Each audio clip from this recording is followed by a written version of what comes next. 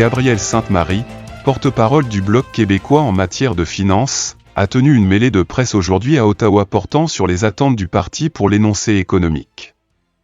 Pour l'occasion, il était accompagné d'Alain Thérian, leader parlementaire, et Louise Chabot, porte-parole en matière de ressources humaines, de développement des compétences et de développement social. Parmi les missions fondamentales de l'État que le Bloc demande de prioriser, on compte une réforme de l'assurance-emploi pour rendre le régime plus accessible.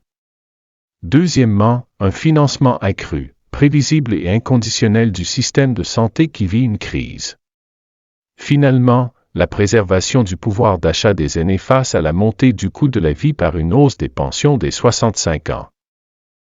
Montcalm.tv et Matawini.tv vous offrent en exclusivité quelques images de ce point de presse tenu au Parlement d'Ottawa, en présence des journalistes. Alors, bonjour à vous. Je suis accompagné d'Alain Thérian, puis qui est mon leader adoré, et de Louise Chabot, ma collègue et amie porte-parole en matière de ressources humaines, de développement des compétences et de développement social. On est ici pour vous présenter nos attentes en prévision de l'énoncé économique que la ministre va présenter jeudi. Ce qu'on dit, c'est qu'en période d'incertitude, il faut revenir aux fondamentales. Le gouvernement doit arrêter de se disperser dans de nouvelles ingérences pour préserver son alliance avec le NPD. Il doit aussi éviter l'austérité tous azimuts que lui réclame le chef conservateur dans les slogans qui lui tiennent lieu de politique économique. En pleine crise inflationniste, puis alors que le spectre d'une récession pointe à l'horizon, au Bloc québécois, on prône un recentrage du gouvernement fédéral. On lui demande de se concentrer sur les responsabilités qui sont les siennes et de bien les assumer. Ça, c'est pour faire changement. Parmi les missions fondamentales de l'État qu'on demande de prioriser, on compte 1. Une réforme de l'assurance-emploi pour rendre le régime plus accessible. 2. Un financement accru, prévisible puis inconditionnel du système de santé qui vit une crise. 3. La préservation du pouvoir d'achat des aînés face à la montée des coûts de la vie par une hausse des pensions dès 65 ans. On le sait, l'assurance-emploi est le stabilisateur automatique par excellence de l'économie. Or, le régime a été essentiellement démantelé puis il ne soutient pas les travailleuses puis travailleurs qui perdent leur emploi. 7 ans après que le gouvernement ait promis une réforme, le temps y presse pas à peu près. Il faut à tout prix éviter d'être forcé d'improviser une nouvelle PCU pour répondre aux insuffisances du régime si la récession frappe. Des programmes improvisés, on l'a vu en pandémie, puis encore cet automne, ça coûte plus cher puis c'est moins efficace. Je presse le gouvernement de faire preuve de prévoyance puis de réparer l'assurance-emploi au plus vite. On prône la même prévoyance pour les revenus des aînés afin d'éviter que le choc démographique de l'arrivée de la génération du baby-boom à la retraite n'entraîne un choc économique par une baisse marquée de leur pouvoir d'achat. À l'heure actuelle, le taux de remplacement au Canada est l'un des plus bas de l'OCDE. Ça, c'est la proportion de son revenu qu'un aîné préserve lorsqu'il prend sa retraite. La hausse de la pension de la sécurité de la vieillesse devrait éviter que les changements démographiques n'entraînent un ralentissement marqué de l'activité économique.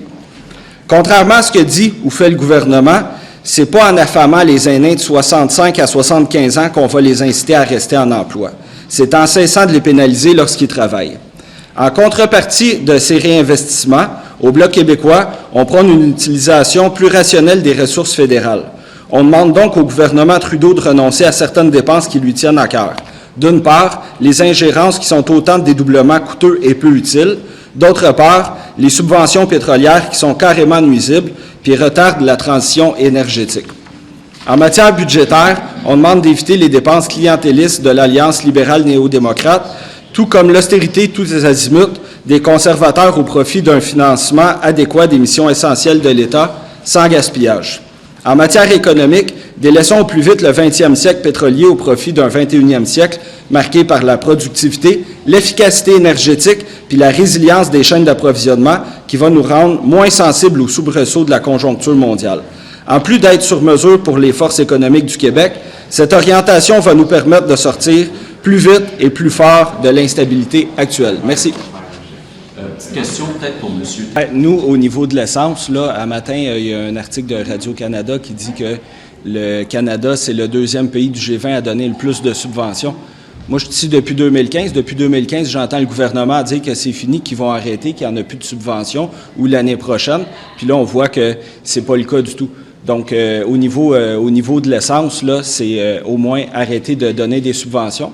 Sinon, nous, ce qu'on dit, c'est en crise économique, c'est le bon moment de redéfinir, de redéployer l'économie vers l'économie de demain. Donc, il faut vraiment axer vers l'économie verte. Donc, comment mettre en place un système pour, justement, moins utiliser d'essence, par exemple, le transport collectif, transport à électricité, tout ça. Non, c'est ça. Merci.